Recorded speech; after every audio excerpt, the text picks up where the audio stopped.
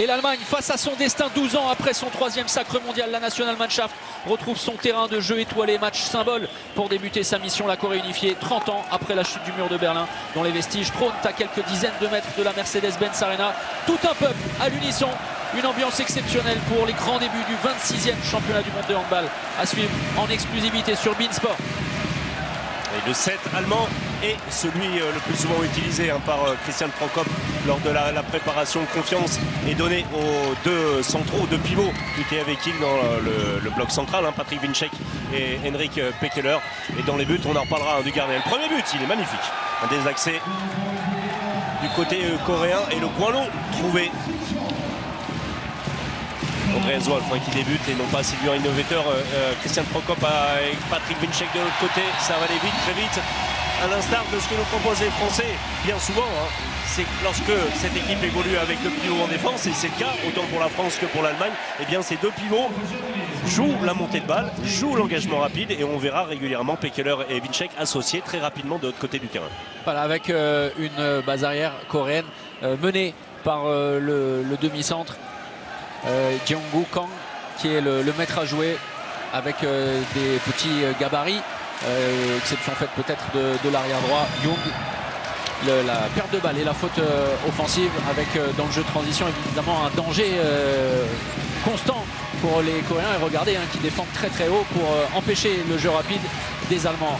Avec le renversement pour Pekeler, pour l'instant ça fonctionne parfaitement, et pour la première fois dans cette partie l'Allemagne prend les devants. Des problèmes de répartition du côté de la Corée sur ces fins de montée de balle. Regardez, les deux Coréens qui sortent en même temps sur Martin Strobel, et ensuite Henrik Pekeler se retrouve absolument tout seul à 6 mètres.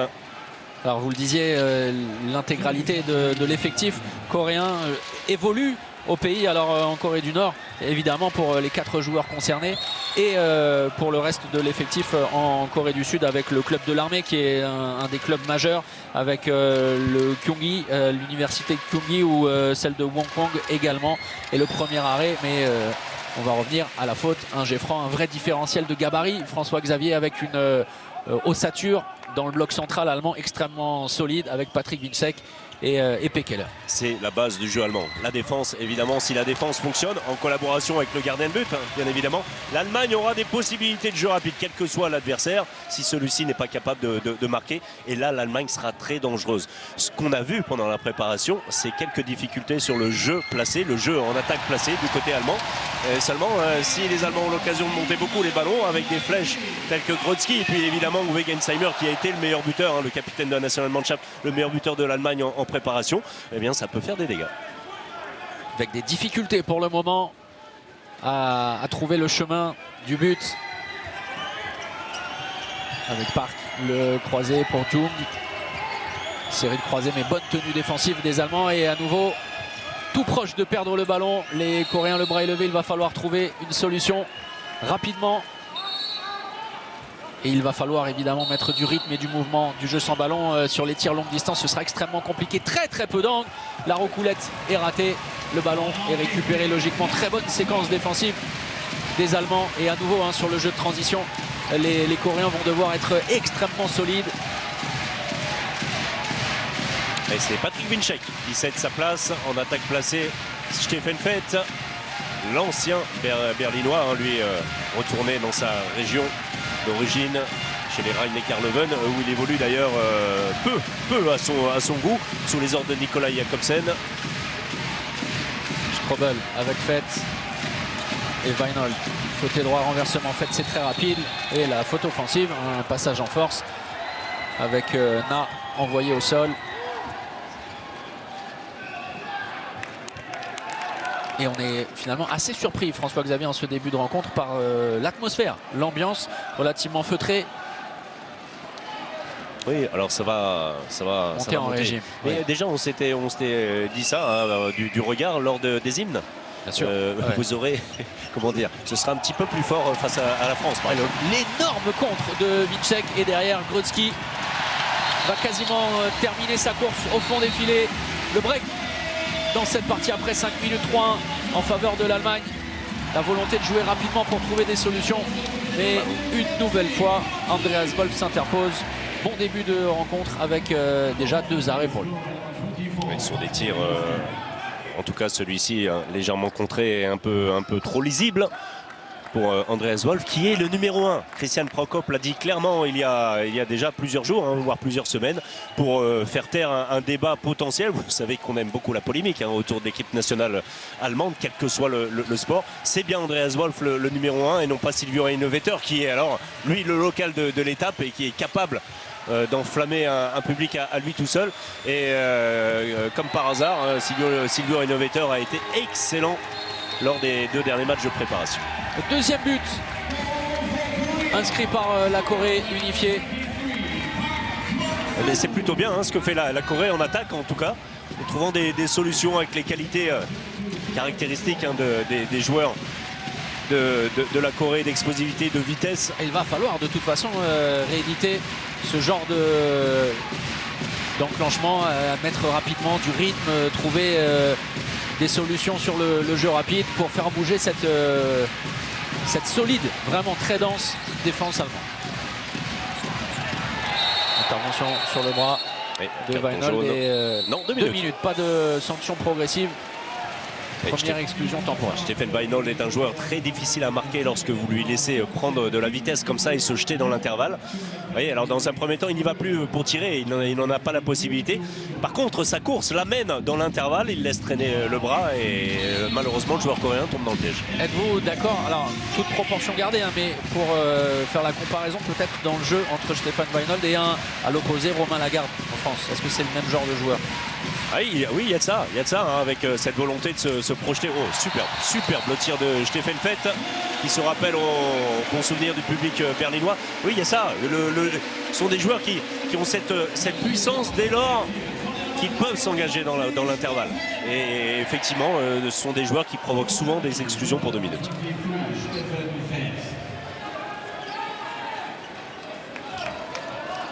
On a aperçu le sélectionneur coréen, lui qui a évolué avec l'équipe de Corée du Sud, notamment lors des JO 1992.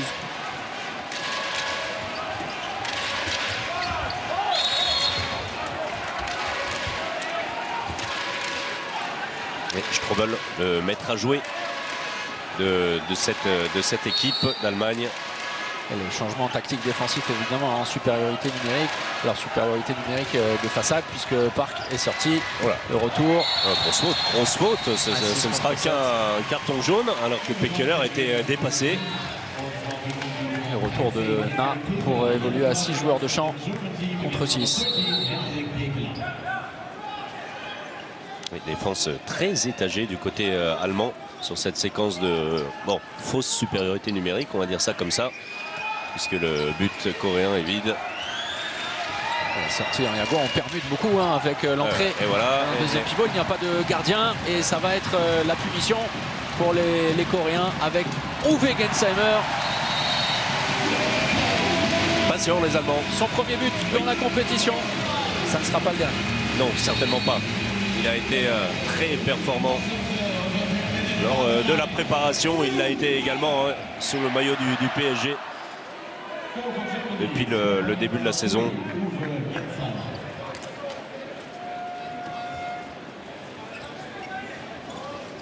Entrée de Kim au poste de pivot avec le changement de position.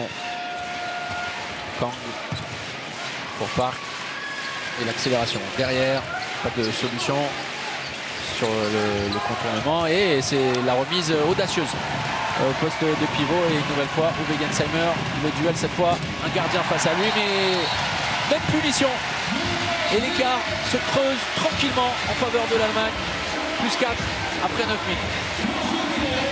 Et on vous le disait, alors c'est une évidence quelle que soit l'équipe, ça l'est d'autant plus avec cette équipe d'Allemagne de Christian Prokop. Le premier temps mort, non?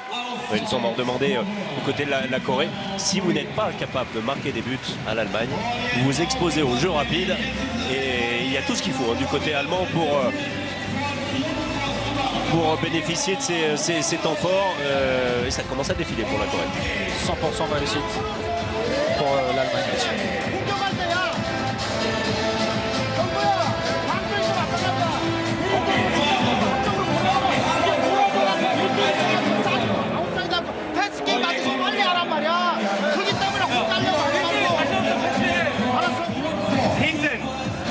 Chance gegen die Hand gehabt.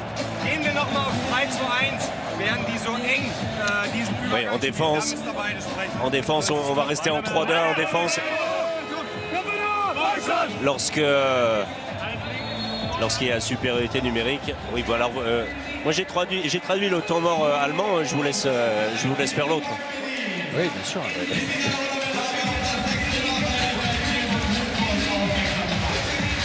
Les Coréens qui ne trouvent plus hein, les solutions, c'est compliqué hein, de toute manière. Face à cette défense en 0-6, elle est bien en 0-6 lorsque les deux équipes sont à égalité numérique, qui va se régler par rapport aux appuis fuyants rapides des Coréens.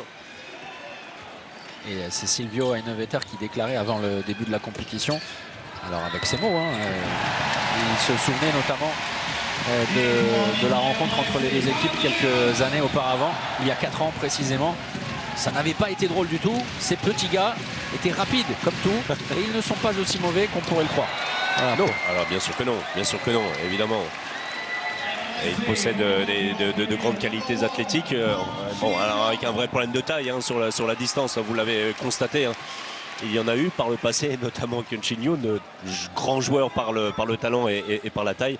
C'est vrai que cette équipe est relativement modeste à ce niveau-là. Et puis alors pour le coup, aucune expérience internationale, en tout cas de ce niveau, pour une équipe de Corée réunifiée. Donc, voilà, ce sera évidemment compliqué dans ce championnat du monde. La Corée est venue sans doute avant tout pour apprendre. Et beaucoup de mouvements, c'est bien joué. Face à droite, à gauche. À Patrick Vinsek, ce sera difficile d'exister.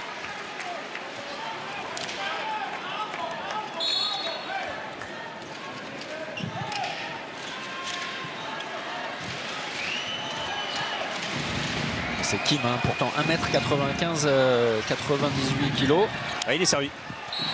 L'arrêt, le 7 mètres et les 2 minutes cette fois hein, pour Pekeler. Il avait été échappé à la sanction, à l'exclusion temporaire il y a quelques instants. C'est bien poussé. Oui, il est allé demander le ballon en passant devant Pekeler. Une faute caractéristique de cet homme, l'ami de Bertrand Gilles, vous l'avez donc compris. Oui. C'est vrai qu'il a, comment dire, il a eu quelques positionnements et comportements lors de sa carrière qui prêtent alors franchement pas à sourire mais à discussion. Henrik Pekeler. Revenez-y. Hein. Pour que nos téléspectateurs comprennent. Oui, alors Pekeler est un garçon sous contrat avec le TAV Kiel il y a très longtemps. Bon, qui a eu quelques problèmes de comportement, qui est parti un petit peu, non pas un petit peu partout, mais bon, voilà, que ce soit en équipe nationale ou en club, ça a souvent été des comportements décriés. Stéphane Fett est très bien rentré dans sa partie. Attention, touché, hein, touché. Stéphane Fett. Et les arbitres vont se concerter. Peut-être la première disqualification de ce mondial. Il reste au sol. Drôlement atteint, regardez, sur ce mouvement, sur la fin du geste. Ouais, ça n'est pas. Oui, mais ce sera malheureusement. Ouais, touché au visage. Oui. Et ils vont demander oui, c'est avec l'aide de la vidéo pour confirmer cette sanction. Oui, la vidéo, oui, c'est bien comme ça. Ça paraît extrêmement sévère. Et, hein, oui, on nous a donné la possibilité d'analyser l'intervention. Les arbitres vont, messieurs Jeding et Hansen, les premiers Danois de cette compétition, vont certainement revenir hein, sur... et regardez ce geste. Alors d'Oliver Rogic, hein, qui n'était pas le plus sympathique sur le terrain, qui vient de dire aux Allemands d'annuler le carton rouge. Aux arbitres danois, oui. Oui, c'est bien ce qui nous a semblé. Alors c'est un coup qui paraît bien involontaire après le tir. Pourtant c'est Oliver Rogic hein, qui demande ça. Oui, mais qui défend les défenseurs. Oui, il ne regarde même plus, le ballon. Non.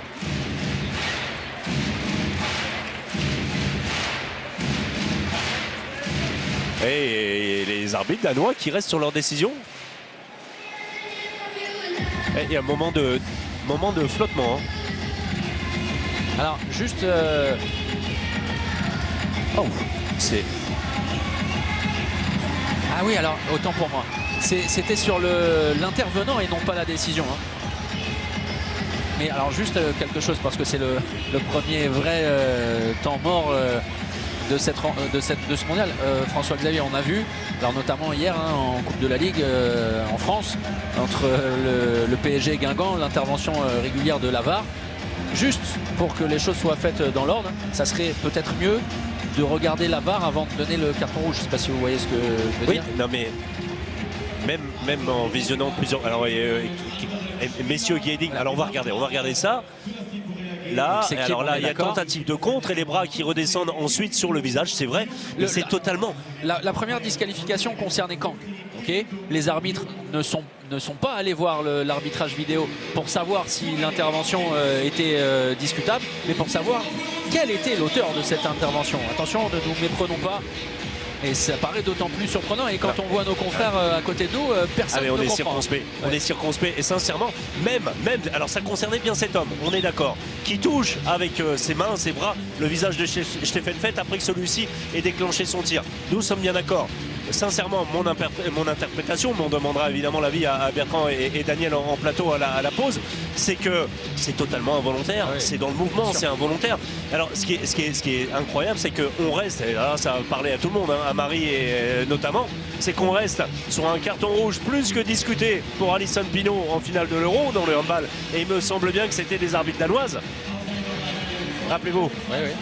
Et là, on se retrouve avec ceux qui sont sans doute les meilleurs arbitres du monde depuis plusieurs années, qui ont pris leur temps pour aller voir la vidéo et qui prennent une décision qui prête à discussion. Mais encore une fois, c'est une question d'interprétation. Ouais, mais une nouvelle fois, jamais il n'a été question de revenir sur la décision, mais de connaître l'auteur de cette intervention. C'est ça qui est d'autant plus incroyable.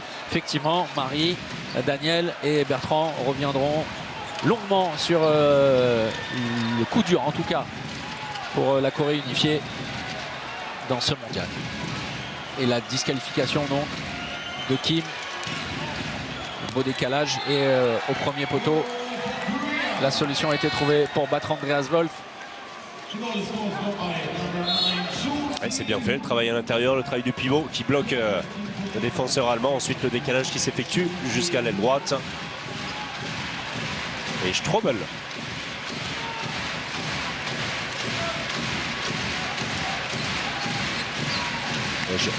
Oui, Strobel exclu. Entrée de Villeux sur le poste de demi-centre. Il y a de la place sur le terrain en ce moment. Le passage en force, belle défense. Avec la fermeture face à Weinhold. Très bien joué, notamment Donat.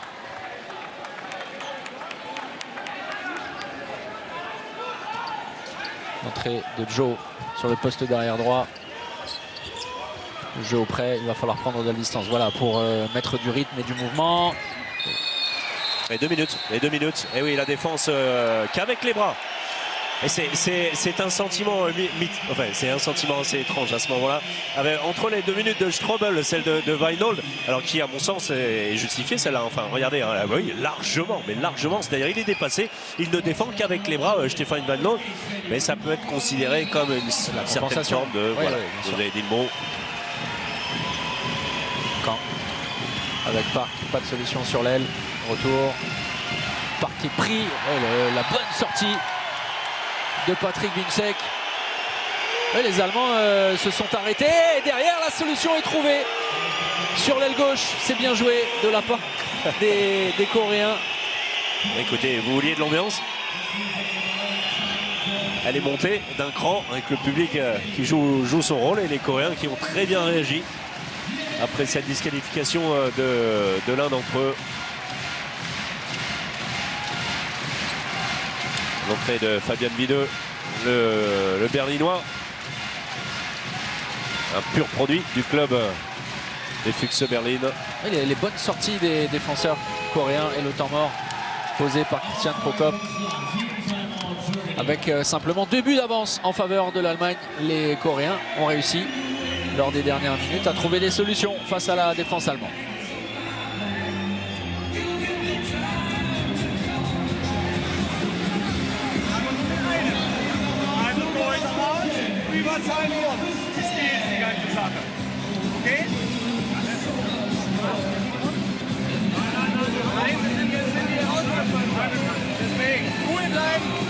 Et on reste tranquille, on va jouer le...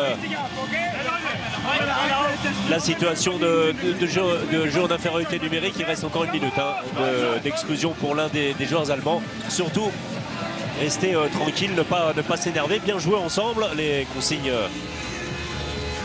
de politique générale de Christian Prokop.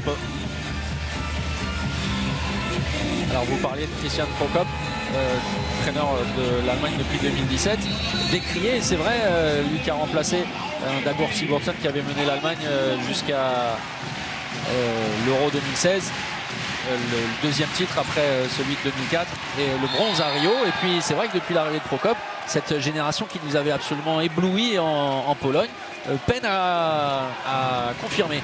Alors c'est une équipe qui est arrivée un petit peu de nulle part, celle qui s'était présentée en Pologne. Et puis alors Bertrand et Daniel en parlaient, il y avait eu en fait un très bon Stefan Fett depuis vraiment le début de la partie. Le troisième but de Stefan Fett, c'est l'un des rares Allemands à avoir marqué sur jeu placé. Il n'y en a pas eu tant que ça va vite.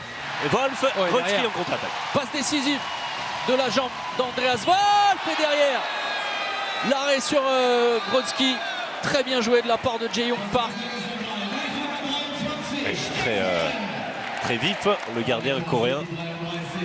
Et on va revenir sur cette période avec Dagur Sigurdsson qui a été l'homme, on va pas dire des miracles. Et rappelez-vous, en Pologne, l'Allemagne mal en point en poule, qui jouait un petit peu sa survie dans le tournoi face au Danemark, qui s'en sort d'un rien, qui va défier en demi-finale la Norvège, qui joue un handball merveilleux pendant 45 minutes. L'Allemagne se qualifie, en tout cas s'autorise les prolongations grâce à un dernier but venu d'ailleurs de Damke à dernière seconde. Et alors Lamine le lendemain l'Espagne en finale, les Jeux Olympiques qui pour l'Allemagne à un narcisse près, l'Allemagne n'était pas loin d'être championne olympique, on est tous d'accord là-dessus.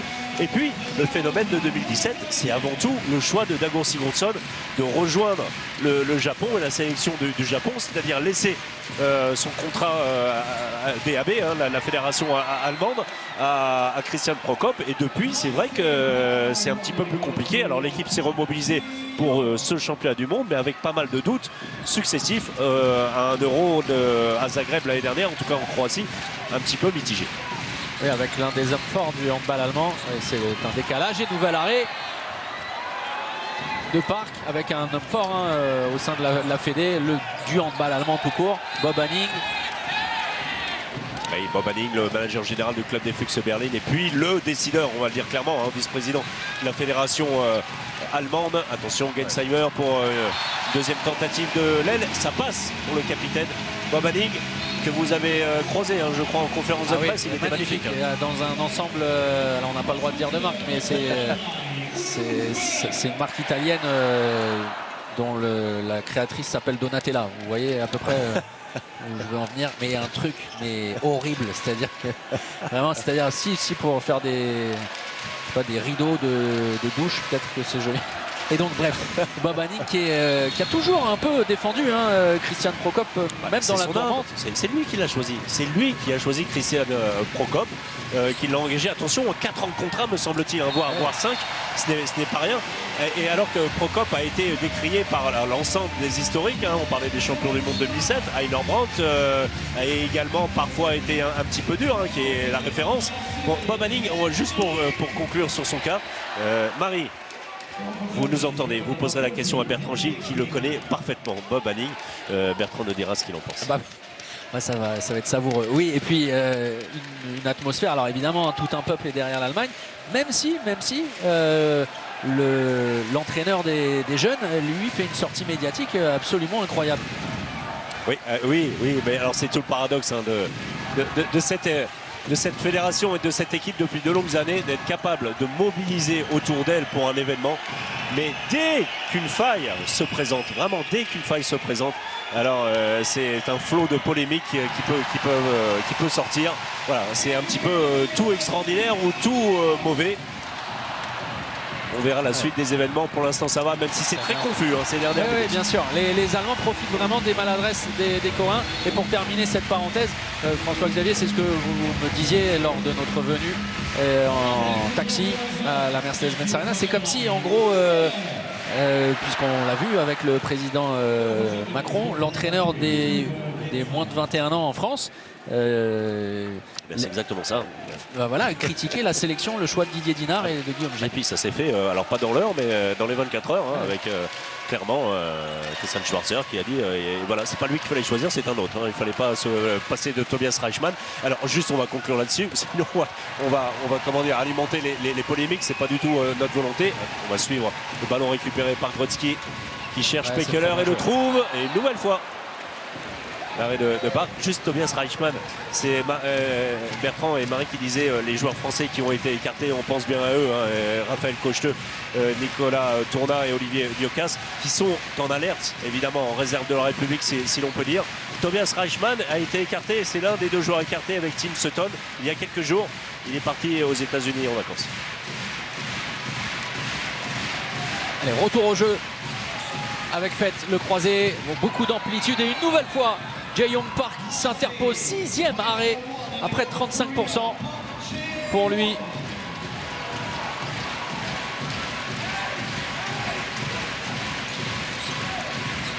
Et ballon perdu par Strobel, possibilité de jeu rapide pour les Coréens. Et en sous-nombre désormais le bon repli défensif. On pensait que le match allait vraiment un long fleuve tranquille, hein, à 6-2. Et puis il y a eu cette disqualification qui a finalement perturbé un petit peu tout le monde, les Coréens dans un premier temps, mais qui s'en sont bien sortis. Puis finalement, c'est les Allemands qui en ont pâti. Et Christian Prokop parlait de la 3-2-1 lors de la supériorité numérique. On voit clairement le changement tactique défensif avec la défense au poste avancé d'Uwe Gensheimer. Fou d'orage contre ses partenaires parce que la fermeture n'était pas assurée derrière. Park s'est engouffré dans le trou en 2 temps.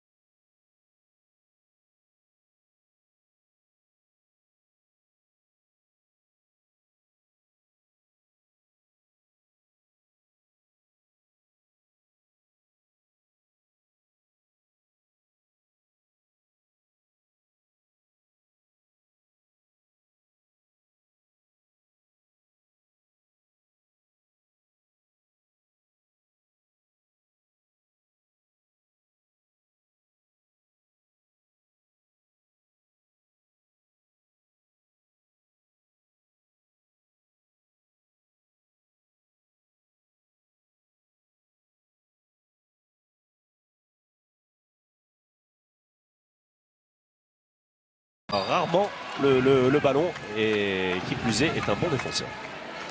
Une bonne défense justement de celui dont vous venez de parler sur la tentative de contournement.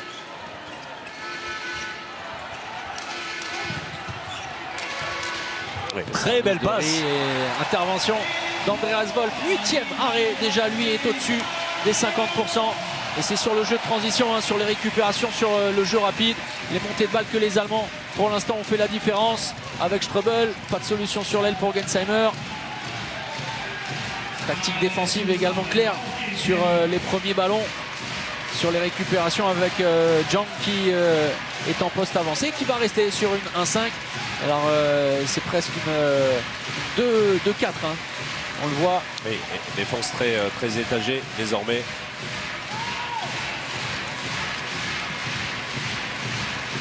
On n'hésite pas à coulisser, à aller harceler le porteur de balle, mais derrière, hein, c'est dans la répartition de la défense que les problèmes se font, avec des espaces béants faciles pour Pekeler.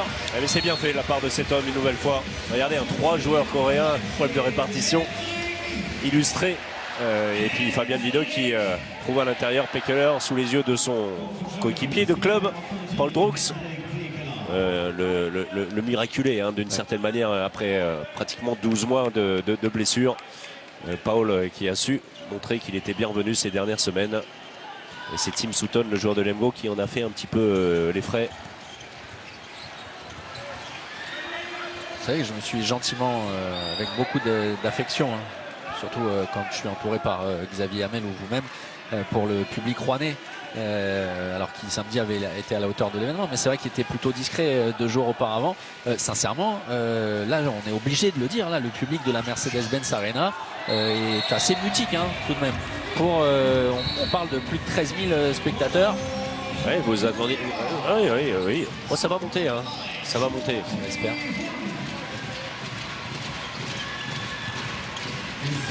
Gensheimer pour l'instant bien prise en charge sur son aile et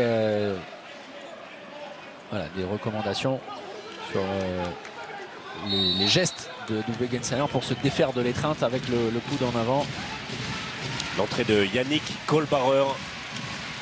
Regardez bien ce joueur, c'est sans doute en termes offensifs le meilleur des 3 pivots retenus en sélection. Très très bon, alors bien moins à l'aise évidemment que Pekeler et Patrick Winczek en défense. En Ligue des Champions, hein. Il est absolument phénoménal.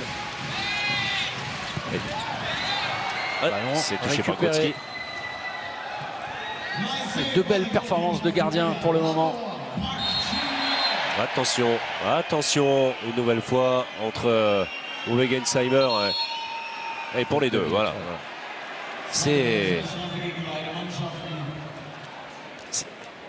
Bon, ça ne lui a pas toujours plu, mais je l'ai dit plusieurs fois hein, depuis qu'il est en France. C'est un petit peu le péché mignon de Uwe Gensheimer. On va dire une certaine pression hein, pour lui particulièrement, puisqu'il est le joueur attendu, puisqu'il est le capitaine de la Nationalmannschaft et puisqu'il est sans doute l'un des meilleurs joueurs du monde depuis de longues années, mais qu'il n'a encore pas gagné de titre avec la Nationalmannschaft.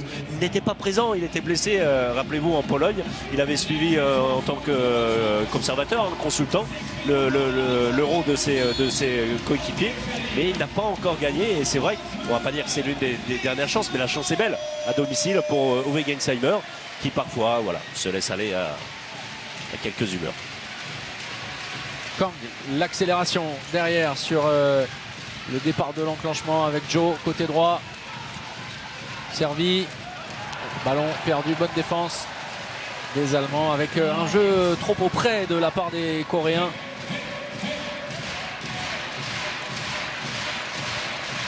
Et pour suppléer Uwe Gensheimer, vous allez découvrir Moucheux, Mathias Moucheux, l'ailier gauche d'une équipe qui a très bien débuté son championnat. C'était un petit peu plus compliqué sur la fin de l'année 2018. Le SC Magdebourg, lui également formé au club de Magdebourg. On a souvent décrié la formation allemande, ce qui n'est pas tout à fait faux. Si on peut citer 2 clubs exemplaires dans le domaine, et Park une nouvelle fois, vraiment très bon face à Pekeler désormais, ça passe pour le killer. Et si on peut parler de 2 clubs formateurs encore et qui bénéficient également des structures historiques, on va pas revenir en arrière, mais c'est Berlin et Magdebourg qui régulièrement sortent de joueurs de grand talent. L'écart stabilisé avec un avantage de +6 en faveur de l'Allemagne. La fin de l'infériorité numérique pour les 2 équipes dans 35 secondes. Attention aux transmissions avec Joe. Kang, le changement de position. Joe qui propose le premier temps fort, mais derrière trop facile hein, pour des joueurs du gabarit de Finn Lemke. Là aussi un impressionnant physique, Finn Lemke. Oh là, Pekeler, oui, alors Pekeler. C'est 2 minutes au moins. Ah oui, bien sûr. Alors il a pris son temps, hein, monsieur Hansen, sans avoir besoin de la vidéo.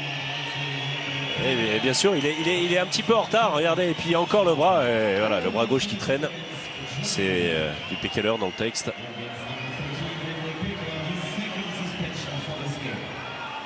C'est toujours difficile hein, de défendre face à de petits gabarits comme ça, très explosifs, on l'a dit. Et Young Shin Cho, le sélectionneur coréen, a demandé aux arbitres de disqualification pour Pekeler après celle intervenue tout à l'heure. Le Coréen en profitait en supériorité numérique, le jet de 7 mètres obtenu. Il avait fait la différence dans l'intervalle.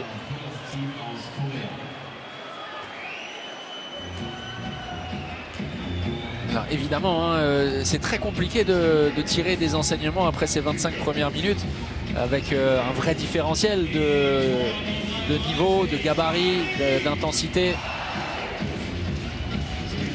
Ce sera, quoi qu'il arrive, difficile de tirer des enseignements à la fin de la partie. Ouais. Et... Premier 7 mètres.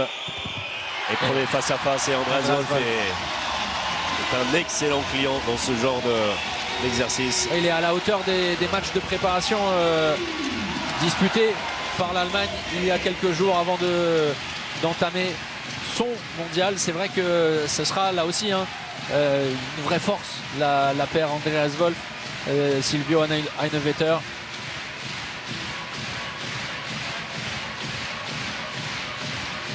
Futur coéquipier de Quentin Mahé à Vesprem. Quentin Mahé qui a eu, alors on l'a vu très furtivement malheureusement, qui a eu l'honneur quand même, l'honneur d'être choisi pour être le représentant des superbes tirs. Stefan Fett est très bien dans ses baskets. L'ancien berlinois, on l'a dit, au Rhein-Neckar-Löwen, très efficace. L'arrière le plus performant en tout cas dans les tirs à distance. Et Quentin Mahé qui a été choisi pour être quelque part le représentant des athlètes, des handballeurs présents sur ce championnat du monde pour lire la charte en compagnie d'une ancienne gloire. Vous l'avez peut-être reconnu. Alors si vous ne l'avez pas reconnu,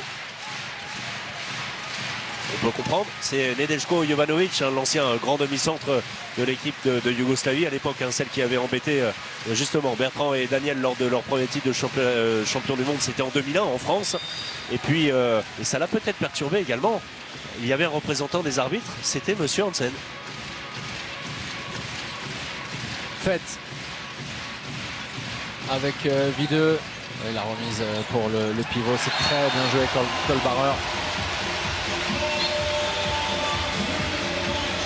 Avec un vrai point d'appui, une vraie solution proposée. Et ce sera l'un des dangers principaux de l'équipe d'Allemagne lorsque Yannick Kohlbarer a une solution. C'est souvent fatal pour l'équipe adverse. Et les Allemands beaucoup plus précis, beaucoup plus dans le rythme, ces 5-6 dernières minutes sur attaque placée. Alors c'est évidemment en relation avec les Coréens qui vont par leur style de jeu sans doute un petit peu baisser physiquement. Oui, et Videux qui a fait beaucoup de bien aussi lors de son entrée. Regardez sur les récupérations, 3 contre 1 et tranquillement pour Wilczek. Même si sur son chemin, il trouve une nouvelle fois Jae-Young Park, l'un des hommes forts de l'équipe de Corée unifiée depuis le début de la rencontre. 9e arrêt à près de 40%. Excellent dans les duels, Park. Alors le but ne sera pas accepté, c'est un jet de 7 mètres offert aux Coréens.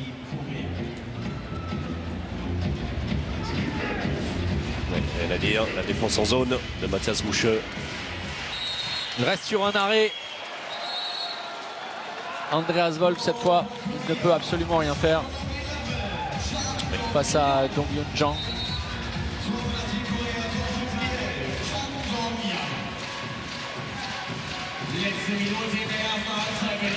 On parlait des matchs de préparation au cours desquels la paire de gardiens Heinevetter-Wolf avait été impressionnante. La victoire de l'Allemagne face à l'Argentine, alors très large, même si tout n'a pas été simple, notamment en première période, avec 18 buts passés en seconde, 28-13 à l'arrivée. L'Allemagne qui avait disposé juste avant de la République tchèque et puis avant Noël de son voisin polonais.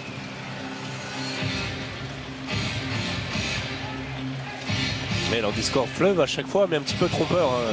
Souvent en difficulté dans le jeu, en attaque placée, les Allemands qui sont sortis toujours. Vous parlez des gardiens, grâce aux gardiens, grâce à la défense, grâce au jeu rapide.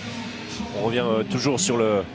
S'il y a un doute dans l'équipe d'Allemagne, et pour elle-même, c'est sans doute dans ce secteur. Alors attention, une compétition, ça se construit. Lui, il n'a aucun doute à 7 mètres. Uwe Gensheimer qui va donner un écart conséquent à la pause en faveur des Allemands. Pas de fioriture, évidemment beaucoup de concentration. Il est capable de tout réaliser, Uwe Gensheimer. Les 10 dernières secondes, la Corée unifiée va terminer à 6 contre 7. 6 joueurs de champ contre la défense allemande. Se hâter pour trouver une solution sur les 5 dernières secondes. La récupération et le 10e but inscrit par la Corée unifiée. Et à la mi-temps, l'Allemagne mène largement de 7 longueurs, 17-10. Voilà, on va retrouver Marie, Daniel et Bertrand en plateau à Paris pour l'analyse de cette première période. Domination sans surprise. Fabien Böhme qui fait son entrée, qui s'est installé dans cette équipe ces dernières années. Le coup d'envoi de la seconde période, net avantage en faveur de l'Allemagne à la maison. Pour le moment, la Nationalmannschaft va dans le droit chemin. Pas de repère réel pour les Allemands, mais du sérieux et de l'application.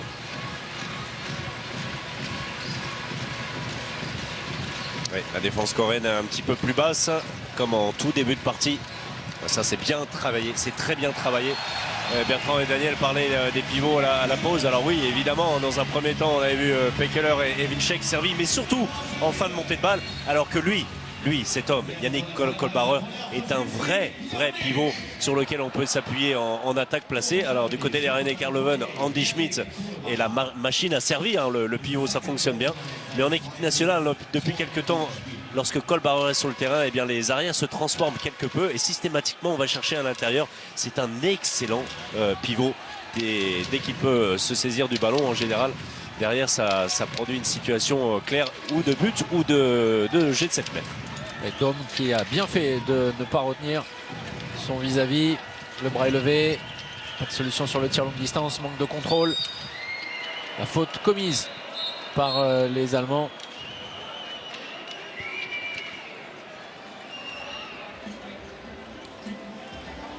Il est touché à l'épaule. Et le genou, hein, bien involontairement de Patrick Winczek. La belle intervention facile sur un tir forcé. Andreas Wolf, on parlait de ses statistiques, hein, après une demi-heure, plus de 50% d'efficacité avec son 11e arrêt, 52 précisément. C'était, on va pas dire plus ou moins attendu, hein, mais c'est vrai que les Coréens, dans un premier temps, ont trouvé des solutions. Plus la fatigue est arrivée, et bien, plus l'équipe allemande également en défense a réussi à se régler. Eh bien, moins évidentes étaient ensuite les solutions pour les Coréens. Et derrière, Andy Wolf. Ouais, logique. Il avait fait la différence. Oui. Et l'exclusion temporaire de Young-Juk Park pour 2 minutes.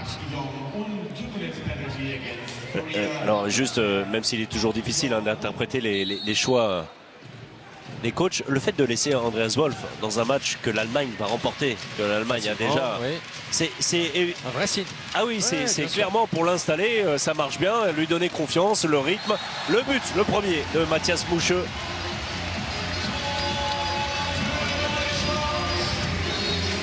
Très performant dans la longue tradition des arbitres des ailiers gauche du SC Magdebourg, dont le plus légendaire représentant est évidemment Stéphane Kretschmar. On avait eu, rappelez-vous, ensuite du Yves Grafenhorst, également en équipe nationale allemande. Vous êtes à la maison, hein. Comme un poisson dans l'eau. J'ai dit Yves. Park. Sur le changement de position, renversement avec Jung. Ça va être compliqué face à Weinhold et consorts. Alors oui, c'est toujours la même discussion, hein, entre Koo qui se plaint d'un traitement particulier et Finn Lemke qui défend plutôt correctement. C'est sur l'extérieur que les Coréens trouvent la solution avec Taunjo pour obtenir un jet de 7 mètres. En difficulté, hein, Fabian Böhm lors de ses 2 premières interventions en défense.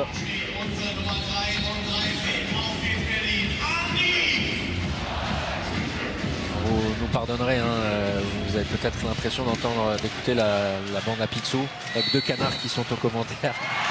Bel arrêt, magnifique intervention. Andreas Wolf, voilà, nous sommes quelque peu pris. Nous sommes de bons clients de l'apothèque. Apothèque,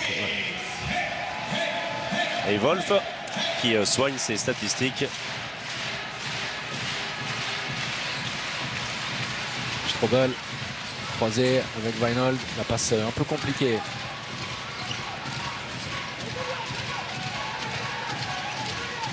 Strobel sur regardez ça, regardez ça. Position, et une nouvelle fois, hein, le boulot de destruction de Yannick Kohlbarer.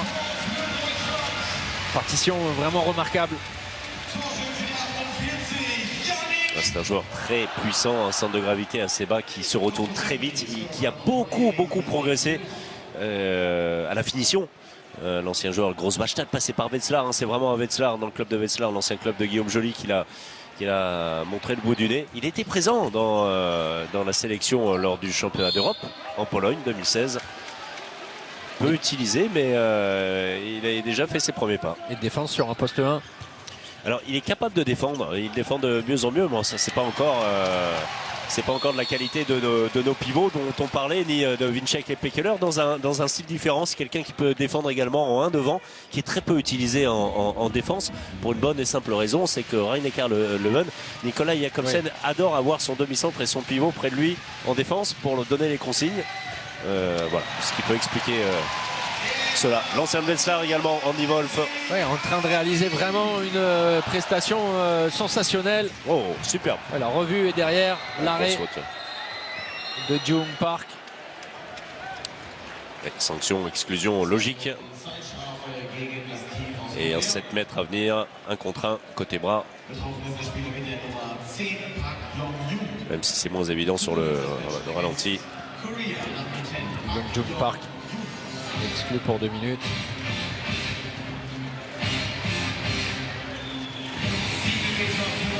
Uwe Gensheimer, meilleur buteur de la première période. 5 unités déjà pour lui. Un seul échec. Et sa spéciale avec la roucoulette inverse.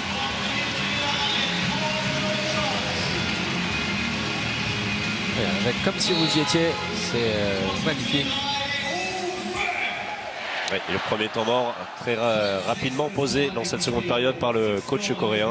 On vous laisse faire la traduction de Christian Prokop. Hein. De Prokop, oui. Peut-être.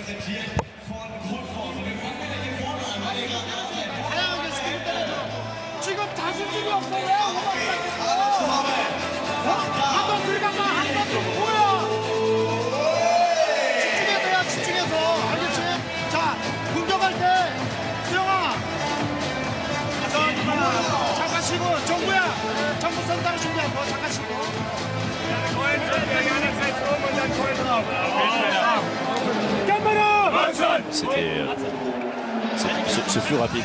Ce fut rapide pour Christian Prokop.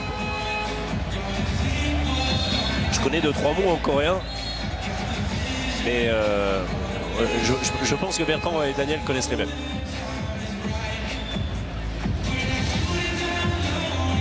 Avec cet homme, on en reparlera tout au long, qui fait partie de l'encadrement de l'équipe nationale, Kyun Shin-yoon, qui fut le meilleur buteur des championnats du monde 95, qui fut également meilleur joueur du monde. Ça devait être 1 an avant ou après Bertrand Gilles d'ailleurs, hein, à cette époque-là, et qui fut l'un de nos coéquipiers à tous les 3. Et un joueur extraordinaire, meilleur buteur de l'histoire de la Bundesliga.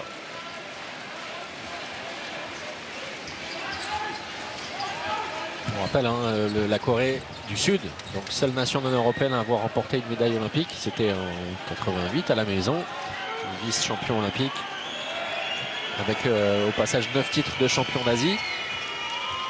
C'est vrai que depuis quelques années, l'émergence du Qatar notamment, l'arrivée du Bahreïn, Arabie Saoudite qui a toujours été présente, le Japon aussi. L'Iran parfois. Oui, bien sûr. Explique que par exemple la Corée du Sud n'a pas participé aux 2 dernières éditions des championnats du monde remportées par la France en 2015 au Qatar justement et en 2017 en France. Les Jeux Olympiques non plus au Brésil n'ont pas fait partie du programme de la Corée qui est en reconstruction avec évidemment ce côté extrêmement fort symboliquement de la Corée unifiée.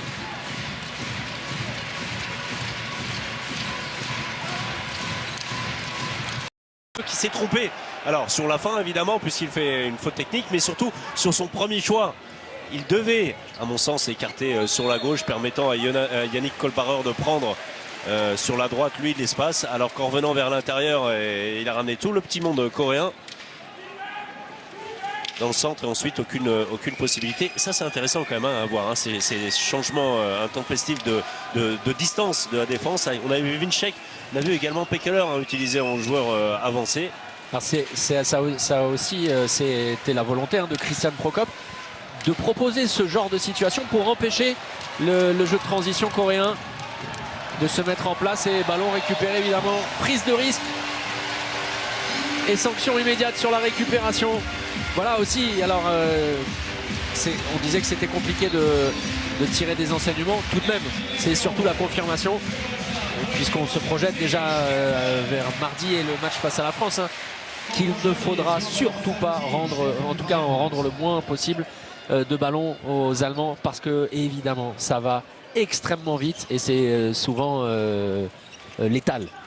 Oui, ça va vite, et puis surtout ce sont les situations de jeu rapide, hein, que ce soit les montées de balle, les contre-attaques, qui allez, on va le dire comme ça, qui vous ôte un mal de tête. Ouais. Vous voyez, quand vous n'êtes pas trop en confiance, vous n'avez pas trop de solutions, une attaque placée, que vous passez 30, 40, 50 secondes à essayer de trouver une solution, que vous êtes constamment repoussé par la défense adverse, c'est également mentalement, et au niveau de la confiance, c'est usant. Marquer rapidement, ça allège tout ça. Bon, il n'y a pas que ça, on va tirer les enseignements. Encore une fois, hein, ça va être un tournoi long, avec il y aura évidemment des tournants, et le tournant supposé en tout cas dans ce groupe, c'est, et soyez bien avec nous, hein, le 15, bon, soyez avec nous tout le temps, mais particulièrement le 15, cette partie entre l'Allemagne et la France, celui qui sera vainqueur de ce duel aura quand même de bonnes chances, en tout cas se retrouver en bonne position pour voir plus loin dans la compétition. On pense évidemment en demi-finale d'Hambourg. Oui, ce sera un match, le seul de l'équipe de France, à 20h30, et ce sera en exclusivité uniquement sur beIN Sport France-Allemagne, avec, vous le disiez, hein, un enjeu extrêmement important. On vous rappelle, parce que Marie soulignait l'instauration à nouveau de cette particularité, c'est-à-dire un tour principal, un tour préliminaire, c'est celui qui a débuté il y a maintenant 40 minutes. Effectivement, les points conservés face aux équipes qualifiées pour le deuxième tour, le tour principal. Vous l'avez vécu il n'y a pas si longtemps que ça avec l'équipe de France à l'Euro, à la maison. Effectivement, les calculs sont parfois, puisque vous parliez d'apothéqueux tout à l'heure, parce que nous sommes malades, mais d'apothicaire. Oui, c'est un peu de ça dont il s'agit. Toutefois, ne nous y trompons pas, et pour confirmer ce que vous disiez, le vainqueur, si évidemment il n'y a pas d'autres faux pas, hein, mais le vainqueur du match France-Allemagne aura, allez, un pied vraiment en demi-finale. Alors dans ce sens, vous parliez de faux pas, toujours possible. Il y a un match très intéressant demain, me semble-t-il, entre la Serbie et la Russie. Bien sûr. Avant le vaincu. Oui, et puis voilà les équipes, hein, qui peuvent peut-être en début de compétition, enfin qui ont les moyens peut-être de surprendre ou d'aller glaner des points contre les gros. Donc bon, voilà, ça peut être également un duel très intéressant entre deux pays prestigieux dans l'histoire du handball, hein, la Serbie et la Russie. Vous avez entendu le public se lever pour le local de l'étape. Silvio Heinevetter, le showman, le loup de Berlin. Ouais. Renard, hein, même. Hein. Oui. Ouais. Oui. Parce qu'il y a Wolf, le loup, et le renard Heinevetter. Voilà. Il faut que ce Berlin, bien sûr. Ouais. C'est bon, je parle bien allemand. Ah, c'est bien, ah, super, magnifique.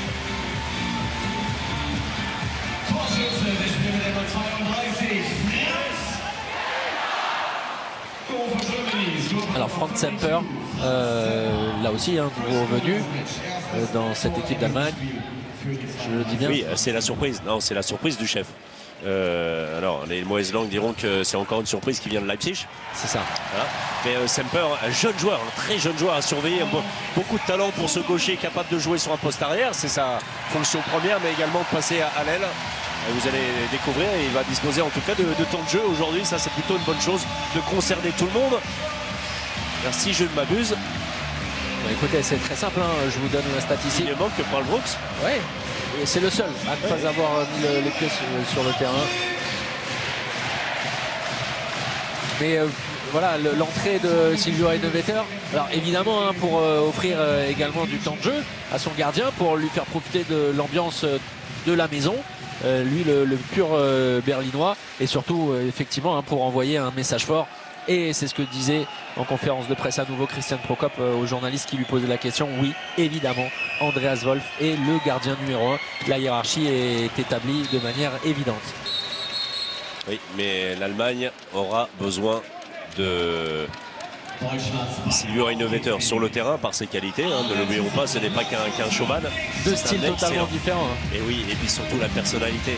La personnalité, il y a un moment où l'Allemagne va jouer avec son public, va devoir jouer avec son public, va devoir emballer tout le monde, va avoir besoin de, comment dire, voilà, de types d'hommes qui vont aller chercher tous ces gens-là.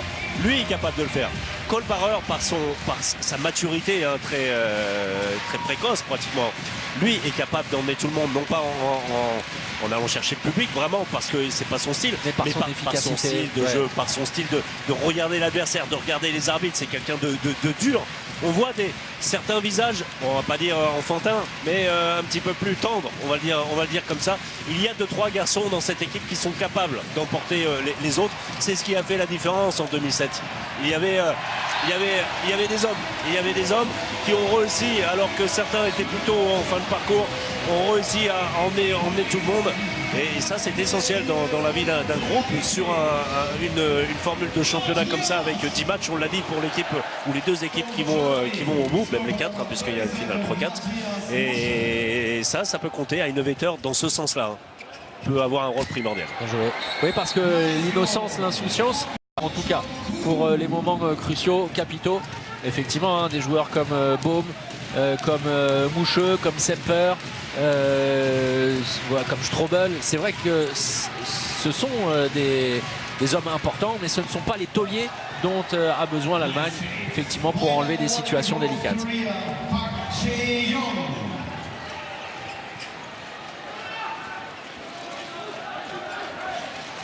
Oui, toujours cette défense bien étagée, hein, vous le voyez sur ce plan large avec Patrik Winczek en pointe. Alors on est sur, on ne peut pas parler véritablement de 3-2-1.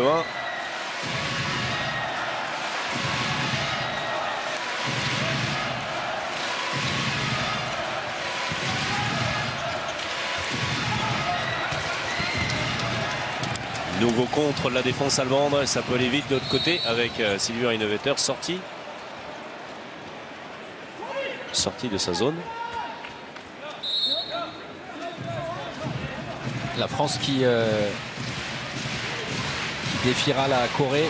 Alors ça, c'est voilà, hein, c'est une donnée importante parce que évidemment on va regarder le calendrier et de l'Allemagne et de la France pour ce qui, en tout cas, constitue voilà, le joueur dont on parlait, Paul Droox, ce qui constituerait, en tout cas selon nous, hein, une finale de groupe entre la France et l'Allemagne. Pour l'Allemagne, c'est important parce que ce sera le lendemain d'un vrai duel face à la Russie, alors que nous aurons, nous, joué, certes à 20h30, mais contre la Corée. Donc on imagine que Didier Dinard et Guillaume Gilles pourraient faire tourner pour cette rencontre. Ça pourrait avoir son incidence aussi. Mais au moins on est sûr de l'ordre des matchs sur la première partie. Oui, c'est déjà quelque chose. On parlait des particularités malheureusement hein, du handball, c'est que oui, c'est avantagé le pays hôte. Oui, mais bon, écoutez, en France, quand il y en a deux, c'est d'autant plus compliqué. En France, on a été bien content il y a 2 ans de profiter de ce genre de choses. Ouais.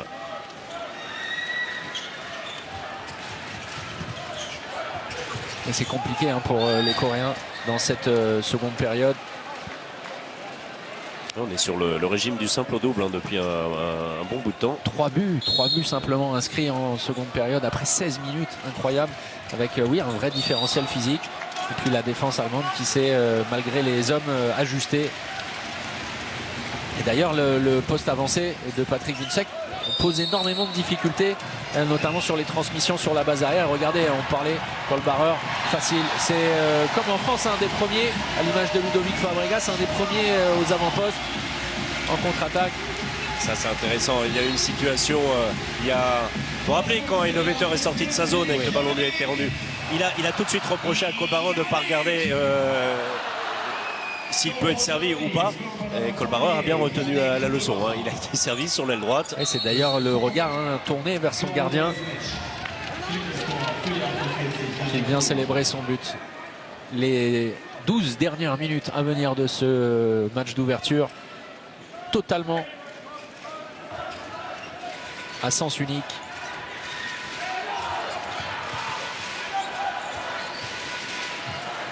Et Patrik Winczek, hein, toujours utilisé en pointe sur cette défense relativement haute, plus en 1-5.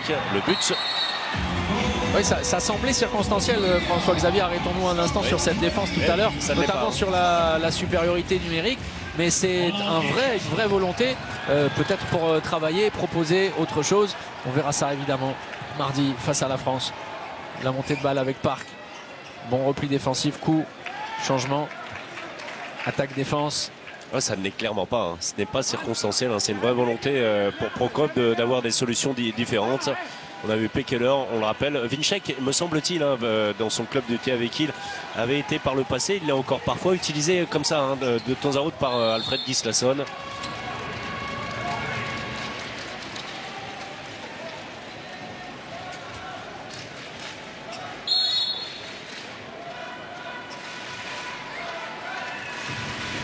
Avec Sung Young, côté droit. Kang servi par Yago très haut et obligé de dépasser, hein, Patrick Vinček. Pas de solution pour coup. Pas non plus d'ouverture pour Kyung Song-ri. Bras levé.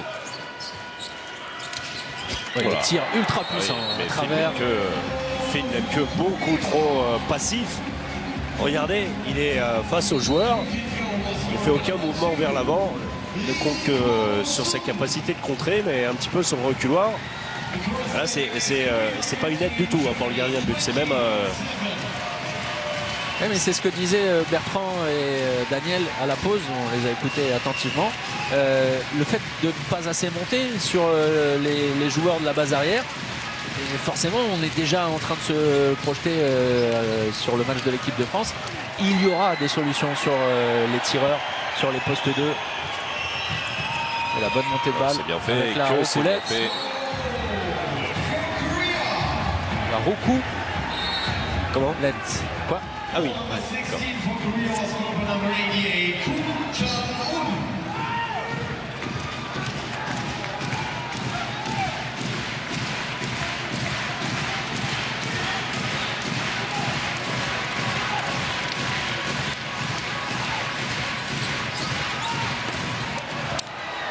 Tentative de Fabian Böhm. Ok.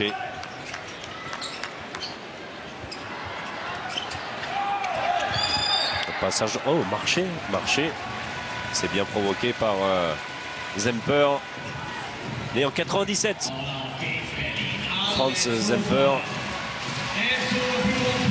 Il avait été déjà beaucoup discuté les choix de Christian Prokop d'emmener ses anciens joueurs de Leipzig lors du championnat d'Europe il y a tout juste un an. Rappelez-vous, eh bien, certains ont été écartés. Eh bien, Christian Prokop a trouvé l'une des révélations, hein, du début de saison en Bundesliga, en la personne de Franz Zemper. Ici avec le ballon, c'est lui qui sert Kohlbarer qui va provoquer le jet de 7 mètres. Voilà, et puis on en parlait, hein, Paul Brooks est entré en jeu, donc tout le monde a été concerné. Avec un passage en zone de Kohlbarer.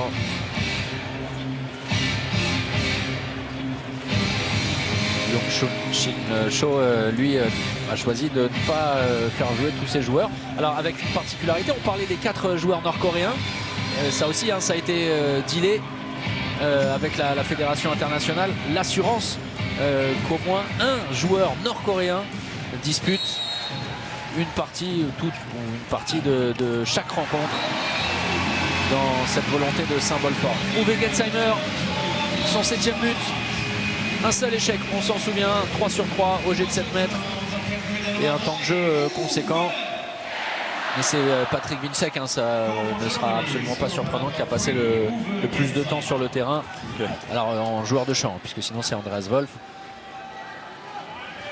Et on voit, hein, Christian Prokop extrêmement concentré, lui qui disait ne pas prendre à la légère cette équipe de Corée unifiée, et on s'en est rendu compte, puisque c'est l'une des questions qu'on posera à Uwe Gensheimer à l'issue de la rencontre. C'est cette impression de sérieux vraiment avec lequel les Allemands ont pris la rencontre.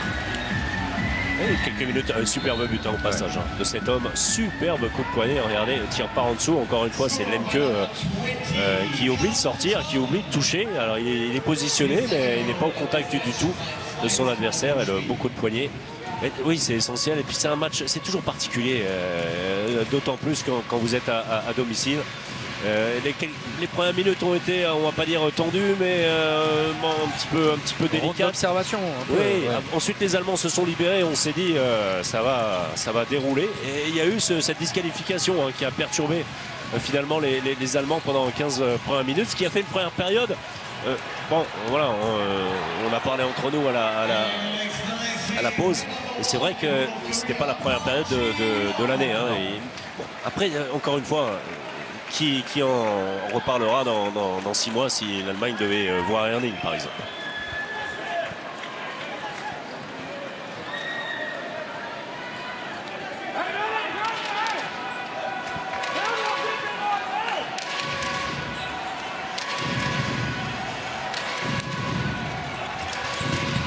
Scotché, Kang. Le contre de Winczek qui est vraiment le joueur de base de la défense, quel que soit le dispositif, la défense allemande. On parlait de Kohlbarer qui a été décalé sur le poste 2. Il est vraiment capable d'évoluer à tous les postes. Même si c'est vrai que la volonté de Christian Prokop est d'utiliser des grands gabarits sur le bloc central. Ouais. Évidemment, même si Christian Prokop, ça c'est une différence avec le championnat d'Europe de 2016 en Pologne, ne s'appuie pas sur Eric Schmidt. Rappelez-vous, c'était l'une des autres tours de contrôle. Bon contre. Et pour les Coréens, c'est quand même très délicat lorsque la défense allemande est plus à plat. Oui, c'est des tentatives de tir au travers, mais ça ne suffit pas. Aucune solution quasiment sur les tirs longue distance. Et lorsque ça intervient, soit la défense s'interpose, soit Silvio Heinevetter ou avant lui Andreas Wolf. Superbe montée de balle et superbe conclusion. Oh, ça va dans tous les sens. Grosse faute sur le bras. Attention. 2 minutes pour Fabian Böhm. Mathias Moucheux qui avait une cartouche sur la montée de balle rapide des Allemands.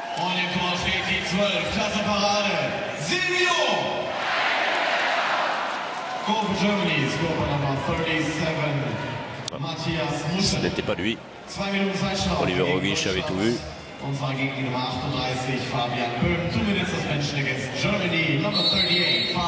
Ça aussi c'est une particularité. Oliver Rogic toujours dans le staff, alors plus ou moins adjoint, directeur, je sais pas, team manager on va dire, alors qu'il occupe des fonctions dans un club, alors qu'il est interdit pour le coach, puisque Christian Prokop était l'entraîneur de Leipzig, qu'il a dû renoncer à sa fonction en club pour ne s'occuper que de la sélection. Voilà, 2 poids 2 mesures.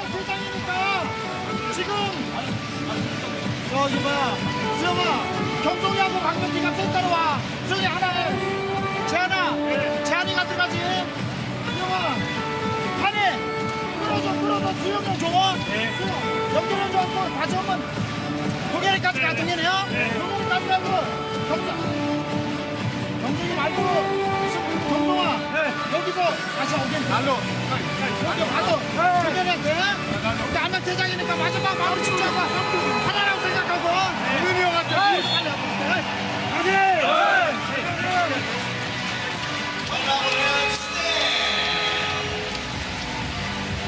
Die offizielle Zuschauerzahl wird präsentiert von Eventim, dem offiziellen Ticketing-Partner der IHF Handball-Weltmeisterschaft der Männer 2019. Wir bedanken uns heute bei 13.500 Zuschauern. Damit ist die Arena 13 500 spectateurs. Et la statistique qu'on vous donnait va se confirmer. 7e fois qu'un championnat du monde est organisé en Allemagne. Et à chaque fois, la Nationalmannschaft a remporté son match d'ouverture.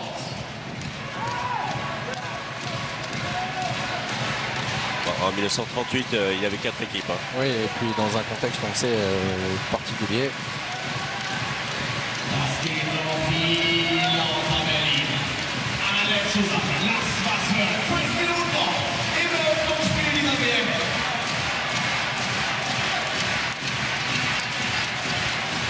Le public de la Mercedes-Benz Arena qui accompagne les derniers instants de la Nationalmannschaft. Le Kung Fu. Voilà, directement, c'est à par, côté. Largement à côté. la défense coréenne.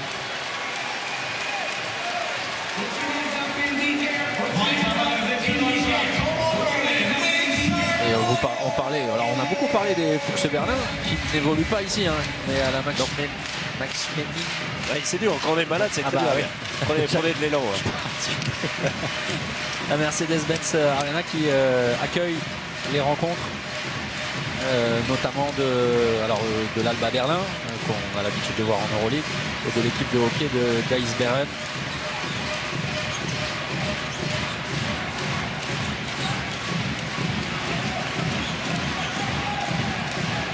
Même si les Fuchs Berlin ont déjà joué ici, vous vous souvenez quand ou pas? Et contre qui? Pardon? Les Fuchs Berlin ont déjà joué une seule fois ici à la Mercedes-Benz Arena. Alors c'est une colle, il me semble que c'était contre Barcelone. Oh là là, vous êtes fort. Ouais, champion. C'est vrai, j'étais prêt à vous donner. J'avais pas regardé. Non, note de souvenir. Ouais, c'est bien, c'est bien. C'est pour ça qu'on voit que vous êtes de taulier. Pas de gardien. Pas de gardien. Cette fois, ça va passer. Pour Kang. La Max Schmeling, qui est une très belle salle, qui a accueilli il y a quelques saisons les finalités de la Coupe EHF.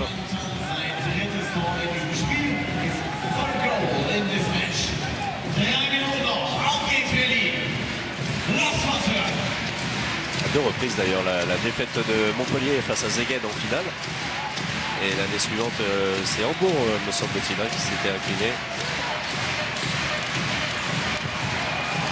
Pas de but pour Paul Brooks, toujours pas.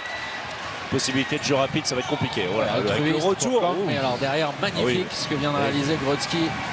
Ce que viennent de réaliser Grodzki et Kohlbarer. Et Kohlbarer, c'est déjà le premier. C'est lui qui est servi justement par son ailier derrière. L'arrêt de Jo Young Park qui aura réalisé malgré le score des exploits consécutifs avec ce 16e arrêt, imaginez-vous. 16 arrêts pour lui, sensationnelle performance à près de 40% face à l'Allemagne. Vraiment. Ce qui explique alors cet avantage de 11 buts, mais tout de même. Kang face à Drooks, le croisé pour Jung. Oh, la passe aveugle pour Jung. Bonne défense allemande. La feinte de tir face à Lemke. Bonne défense allemande. Kang. Qui tire dans son coéquipier, me semble-t-il. Et le bras va se lever de la part des arbitres danois, M. Jeding et Hansen. Là, c'est le pied. C'est quasiment impossible avec la densité défensive et la force physique. Il prend tout son temps. Mais la passe de Lemke n'est pas bonne, elle n'est pas bien assurée. Avec un petit peu dilettante sur le coup, le joueur de Melsungen. Lemke utilisé sur un poste, regardez, de pivot. Alors évidemment avec sa taille, ça peut, à côté du dernier défenseur coréen, c'est incroyable, c'est vrai. Le différentiel de taille est terrible. Et voilà, le but du Berlinois Paul Brooks. C'est lui qui va payer l'apéro. Le 30e but allemand. A priori, on sait ce que ce sera comme boisson. Ouais.